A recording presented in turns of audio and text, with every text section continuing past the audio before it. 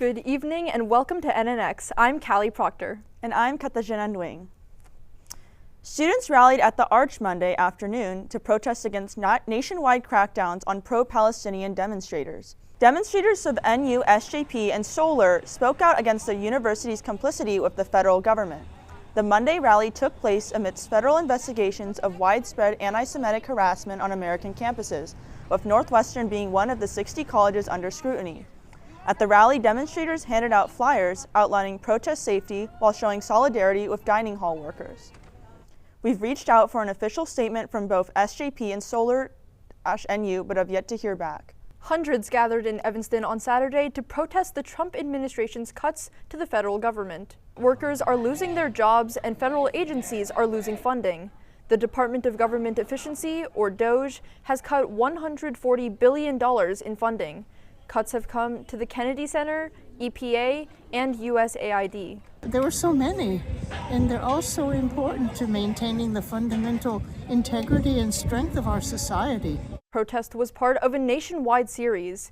The hands-off protests took place in more than 1,000 cities on Saturday. Evanstonians went to the polls last week, and NNN's Victoria Ryan joins us now to tell us more.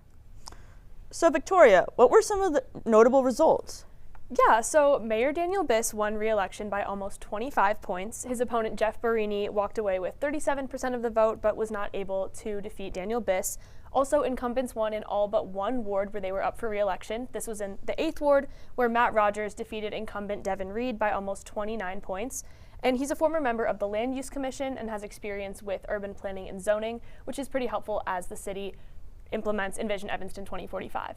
And what about the 7th ward?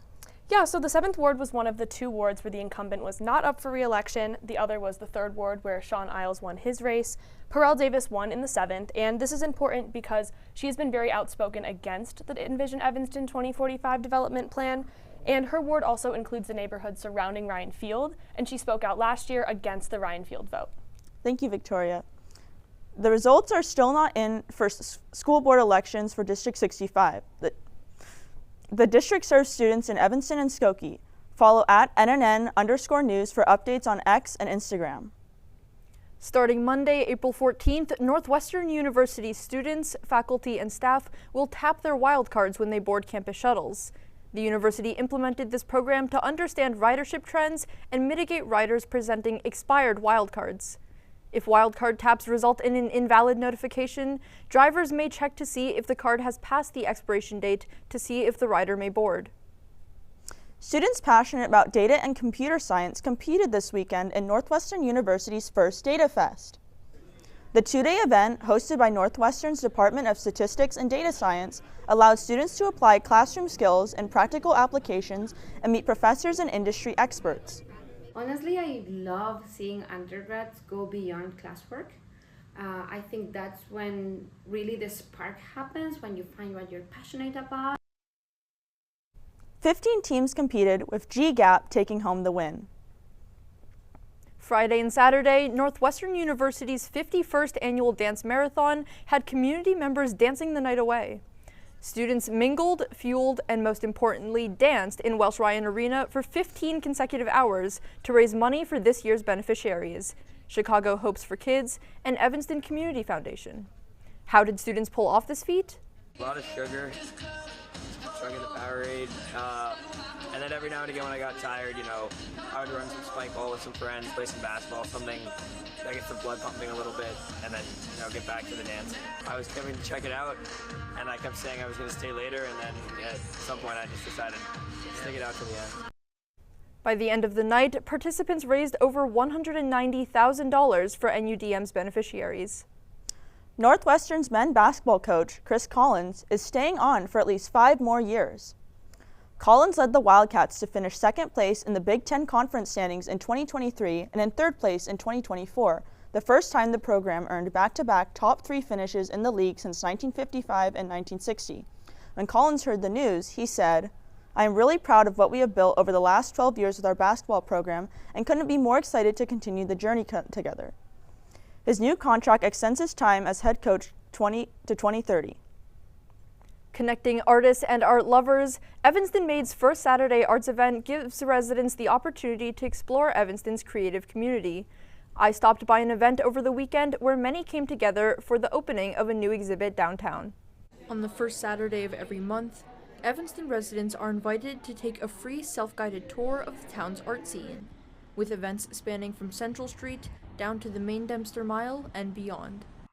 This Saturday, Evanston creatives promoted their work and connected with the public here at the Grove Gallery.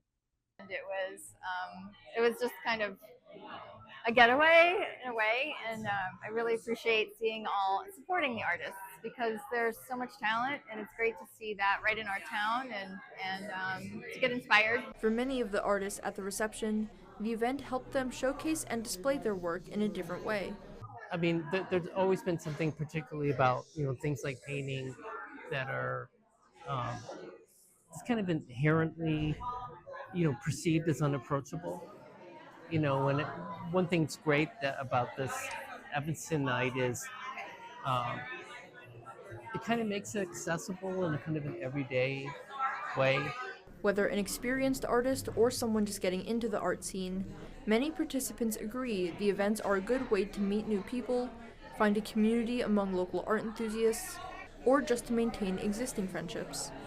I'm the curator. I run the gallery, and I've worked with Ken at the Evanston Art Center for 10, 15 years. Yeah, something like that. And a lot of the artists in this show work at the Evanston Art Center or have worked there. So luckily it's a unifying force. In Evanston, Callie Proctor, Northwestern News Network.